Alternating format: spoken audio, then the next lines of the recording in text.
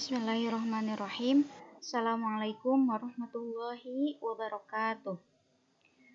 Gimana kabarnya hari ini? Semoga tetap dalam keadaan sehat ya. Amin. Untuk pembelajaran kali ini kita mulai terlebih dahulu dengan mengucapkan lafaz basmalah. Bismillahirrahmanirrahim. Nah, minggu lalu kita sudah membahas tentang pencemaran lingkungan. Hari ini kita mulai masuk ke bab yang baru nih, yaitu tentang perubahan iklim global.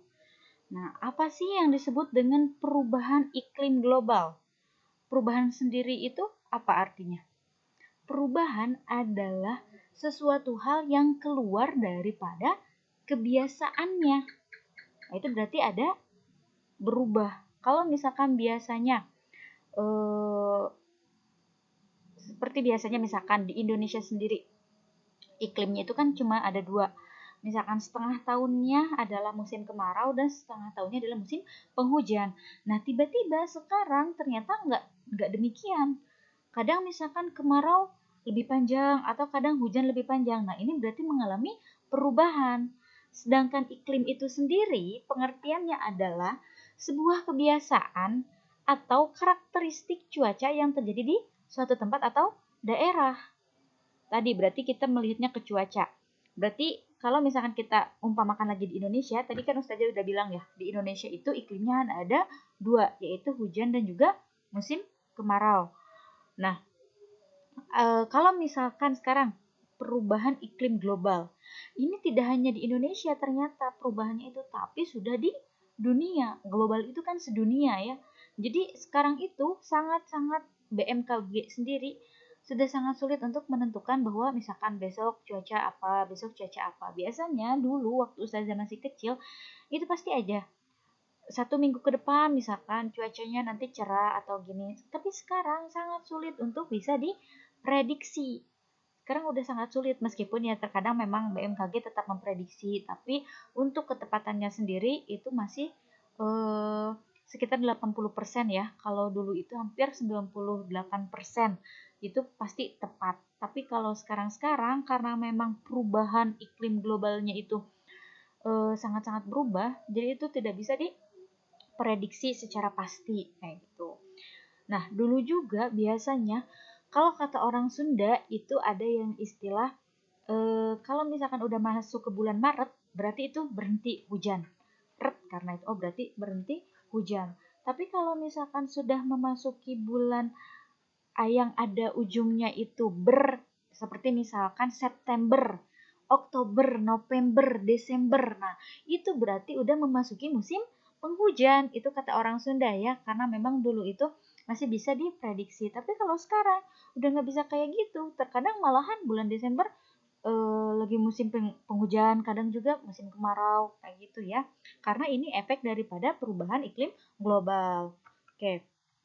Apa sih yang menyebabkan perubahan iklim global ini? Oke, yang pertama. Nah, overpopulation. Apa yang disebut dengan overpopulation? Berarti terlalu banyaknya populasi makhluk hidup yang ada di bumi kita. Semakin banyak populasi makhluk hidup yang ada di bumi kita, otomatis kebutuhannya juga akan semakin meningkat. Seperti misalkan kebutuhan terhadap rumah. Manusia pasti membutuhkan tempat untuk berlindung. Dan yang disebut dengan tempat yang berlindung untuk manusia adalah rumah ataupun suatu bangunan yang bisa melindungi dia dari sinar matahari, dari hujan, dari hewan-hewan buas ataupun dari hal-hal yang membahayakan hidupnya atau membahayakan nyawanya. Kalau misalkan semakin banyak populasi manusia, otomatis kebutuhan untuk mendirikan rumah, mendirikan bangunan pun akan semakin meningkat. Sedangkan kalau kita ingin mendirikan bangunan, berarti kita harus memiliki yang pertama, lahan.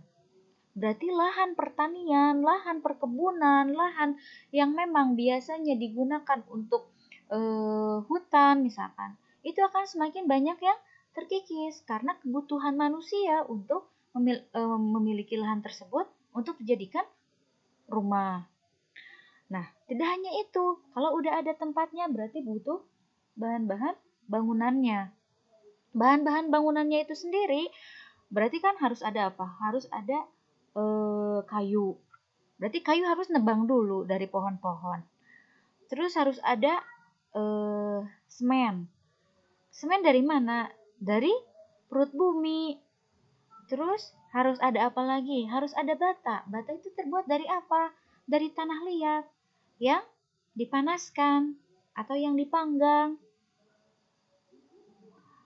Terus kaca itu dari biji kaca. Nah, semakin banyak manusia itu pasti kebutuhan manusia itu akan terus-terusan semakin meningkat, sedangkan sumber daya alam akan semakin menipis. Sehingga itu akan menjadikan ketimpangan akhirnya. Terus kebutuhan pangan pasti terus semakin meningkat, sedangkan untuk tempat hidup aja itu semakin meningkat juga, sedangkan lahan pertaniannya semakin terkikis kan. Nah, itu salah satunya ya terjadinya kenapa penyebab terjadinya perubahan iklim. Satu, overpopulation. Nah, yang kedua adalah aktivitas manusia. Tadi yang Ustazah bilang, ketika overpopulation di muka bumi ini, maka kebutuhan terhadap bahan bangunan, terhadap tempat untuk tinggal itu juga akan meningkat. Salah satunya adalah ini. Ini dimana pohon-pohon kita lihat ya, ini akibat aktivitas manusia. Ini hanya salah satunya saja yang Ustazah lihat kan, dimana pohon-pohon pasti akan ditebang. Ya, kegunaannya itu untuk dijadikan bahan bangunan ataupun misalkan untuk kebutuhan-kebutuhan yang lainnya. Terkadang kan banyak juga ya, seperti misalkan tempat-tempat buah-buahan itu masih banyak juga yang menggunakan tempat-tempat dari kayu. Masih mending kalau ternyata misalkan penebangan pohonnya itu tebang pilih. Apa sih yang disebut dengan tebang pilih? Di mana yang telah mencapai usia untuk ditebang, dia akan ditebang dan digantikan oleh yang baru. Jadi misalkan nih, oh si usia pohon ini itu sekitar 6 bulan lagi dia dapat ditebang. Maka pada saat itu dia akan menanam bibit yang baru di sekitarnya. Agar ketika nanti si pohon itu ditebang, bibit yang baru ini telah muncul kembali. Itu namanya tebang pilih. Dan yang kecil-kecil itu nggak akan ditebang terlebih dahulu. Karena apa? Karena dia untuk menggantikan yang besar-besar. Jadi kan itu nggak ada kesetimpangan ya. Jadi nanti akan terus beregenerasi kalau kayak gitu. Tapi kan sekarang rata-rata di kita apa? Rata-rata di kita kalau misalkan menebang, tebang aja semuanya sampai gundul. Pada akhirnya tidak ada daya serap daripada air. Sehingga kalau misalkan terjadi hujan lebat, itu air akan langsung mengalir begitu saja tanpa bisa diserap oleh tanah, tanpa bisa diserap oleh tumbuhan. Sehingga akibatnya ketika tidak ada tanaman, itu akan mengakibatkan banjir, erosi. Padahal ketika saat banyak tanaman, itu banyak sekali manfaatnya ya. Salah satunya adalah untuk menyerap air ketika dalam keadaan hujan. Tuh. Nah, Ustazah, apa hubungannya dengan perubahan iklim? Jelas ada perubahannya. Kalau misalkan tanaman-tanaman di muka bumi ini sudah semakin sulit, sudah semakin jarang, maka otomatis iklim di bumi juga akan berubah. Karena apa? Karena tidak ada yang mengambil karbon dioksida. Jadi karbon dioksidanya jadi bebas aja di atmosfer. Dan suhu di bumi juga akan berubah karena apa? Kan salah satu fungsi daripada pohon itu untuk meneduhkan. Ya, kalau misalkan kita nih lagi panas-panas, ada pohon rindang, biasanya adem banget ya. Udah mah ada angin sepoi-sepoi, enak banget ya. Nah, itu salah satunya. Dan kalau misalkan banyak pohon, karena pohon itu kan bisa menyerap air, otomatis ke sekitarnya juga dia akan jadi si tanahnya itu kan jadi berair. Nah, berarti di sekitar pohon-pohon tersebut itu akan banyak airnya. Jadi dia lebih adem. Makanya kalau kita misalkan ke hutan-hutan, itu kenapa sih lebih adem? Karena di bawahnya itu banyak mengandung air, di atasnya pohonnya rindang. Jadi mataharinya tidak bisa masuk ke dalam. Nah, itu. Terus yang kedua, aktivitas manusia itu terlalu banyaknya industri. Kita tidak menutup kemungkinan ya, karena kita juga memang butuh dari industri-industri ini, karena kan industri-industri ini juga banyak pengelolaannya, seperti misalkan industri pangan, maupun itu non pangan, itu kan sekarang memang banyak banget gitu. Tapi ternyata harusnya pengelolaannya itu yang harus lebih baik. Kalau misalkan terus-terus seperti ini asapnya kemana-mana kan? Ya, balik lagi nanti asapnya kemana? Ke atmosfer bumi. Kalau kembali lagi, kalau misalkan tidak ada tumbuhan untuk menyerap daripada karbon dioksida ini, ya udah, berarti di langit-langit kita yang tersisa hanya ini. Dan lama-kelamaan ini akan menyebabkan panas yang luar biasa. Karena apa? Karena dia tidak ada penyokongnya, yaitu tanaman tadi. Sedangkan manusia sendiri kan mengeluarkan karbon dioksida dan dia menyerap oksigen. Kalau yang menyediakan oksigennya aja nggak ada, berarti gimana? Yang dihirup juga sama karbon dioksida. Akhirnya banyak orang yang terkena penyakit di sistem pernapasannya. Itu ya, ini akan mengakibatkan peningkatan iklim global ini nantinya. Akan meningkatkan kalian mungkin sering mendengar dengan istilah global warming. Pemanasan global ini salah satunya itu ini penyebabnya aktivitas manusia. Karena kedua ini, yang satu menyebabkan panas, yang satu yang biasanya harusnya bisa meredam kepanasan tersebut, tapi karena ditebang secara ilegal terus, maka nggak ada yang bisa meredam daripada panas tersebut. Jadi akhirnya ya sudah, panas lah akhirnya. Nah, terus selanjutnya, nah di sini peningkatan emisi karbon dioksida. Ya karena tidak ada yang menyerap, ya akhirnya di atmosfer kita yang tersisa hanya karbon dioksida. Nah, efek samping daripada terjadinya pemanasan global ini apa sih? Oke, terjadinya lihat. Ini gambarnya serem sih ya. Kalau Ustazah sengaja sih gambarnya kenapa bumi kayak terbakar kayak gini. Ya contoh kecilnya seperti inilah. Kalau misalkan kita lagi di musim kemarau, tumbuhan-tumbuhan di sekitar kita itu lagi berguguran daunnya, terus pokoknya tanah-tanah sampai terbuka. Rasanya gimana sih? Rasanya itu kalau kata bahasa Sunda mah bayengyang ya. Rasanya itu bener-bener panas banget, gak mau keluar dari rumah. Itu kalau misalkan kita lagi musim kemarau. Ini bayangkan, sepanjang hari, sepanjang musim keadaannya demikian. Bahkan kalau misalkan biasanya musim kemarau pohon-pohon hanya berguguran daunnya, ini sama sekali nggak ada pohonnya. Betapa gersangnya kan?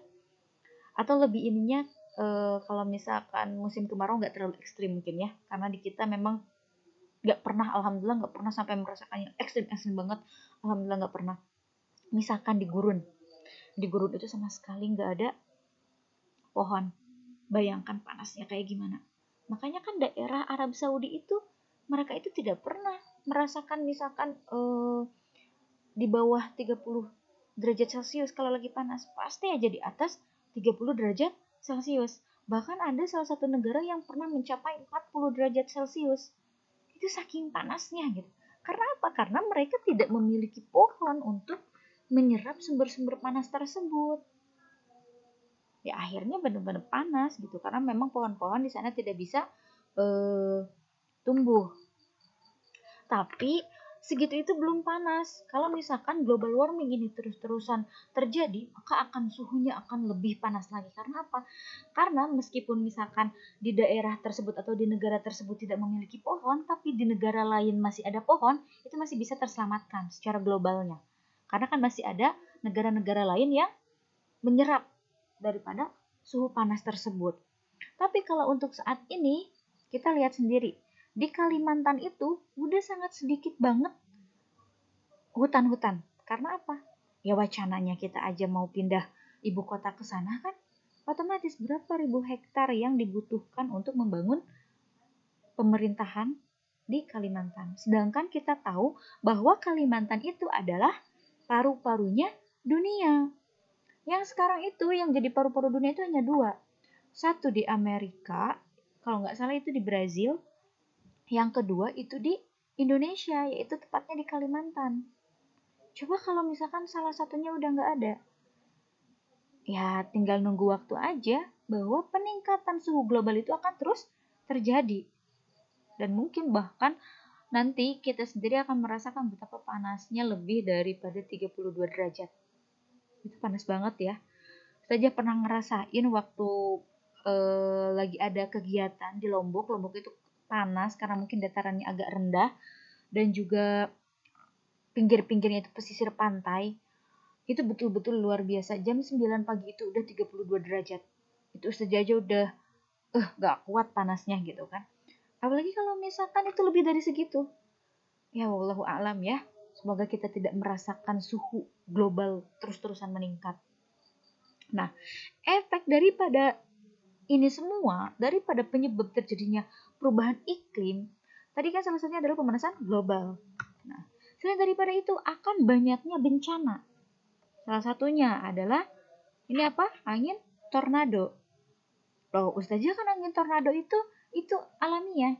Betul alamiah, tapi dia bisa diredam kalau misalkan banyak pohon-pohon. Itu kan angin itu kan maksudnya kalau misalkan semakin banyak seperti bangunan ataupun pohon-pohon di sekitarnya, otomatis dia juga kan akan banyak yang seperti apa ya? Intinya banyak yang menghalangi lah. Jadi dia tidak akan sedahsyat yang seperti ini. Ini kan tidak ada apa-apa sama sekali ya. Jadi dia lebih besar gitu. Tapi kalau misalkan lebih banyak pohon-pohon, maka dia akan bisa diredam. Jadi tidak akan lebih besar gitu. Nah, selanjutnya kan banyak bencana petir. Terus juga akan banyak badai. Nah, badai ini kalau misalkan dibayangkan dengan banyaknya pohon, pasti dia bisa direndam. Makanya jangan heran kalau sekarang itu lebih banyak bencana-bencana, atau misalkan tiba-tiba kok biasanya nggak pernah ada bencana ini, kok tiba-tiba ada bencana ini. Nah, itu adalah mungkin salah satunya adalah penyebabnya dari perubahan iklim. Kalimantan aja yang biasanya nggak pernah, setahu anak, ini masih setahu saya ya, setahu Ustazah, Kalimantan itu adalah salah satu pulau yang jarang banget terkena bencana gempa. Ustazah belum pernah ngedengar pusat gempa adanya di Kalimantan, karena Kalimantan tidak memiliki lempengan yang memang satu garis gitu, satu garis lempeng. Jadi dia itu nggak pernah merasakan jadi pusat gempa, tapi mungkin kalau goncangan-goncangannya pasti merasakan. Tapi kalau menjadi pusat gempa enggak, karena dia itu tidak memiliki lempengan. Maksudnya tidak memiliki garis lempengan yang bisa menyebabkan gempa, bisa menyebabkan patahan ataupun lipatan. Nah, terus jarang banget yang terjadi banjir. Karena memang Kalimantan itu kan masih banyak banget tumbuhan-tumbuhannya, masih banyak banget hutan-hutan hujan tropisnya. Terus Kalimantan itu yang sering banget terdengar itu kalau misalkan musim kemarau. Karena dia itu masih banyak tanamannya, masih otomatis ketika dalam musim kemarau, si tanaman-tanaman ini berguguran, kering, dia akan menyebabkan kebakaran. Nah, tingkat kebakaran di sana memang lebih tinggi, makanya sering banget terjadi kebakaran dan juga terjadi asap. Itu yang terjadi di sana. Tapi kali ini bertambah. Di Kalimantan baru tahun ini ternyata ada banjir dan itu banjirnya dahsyat. Menurut Ustazah itu sangat luar biasa ya banjirnya gitu.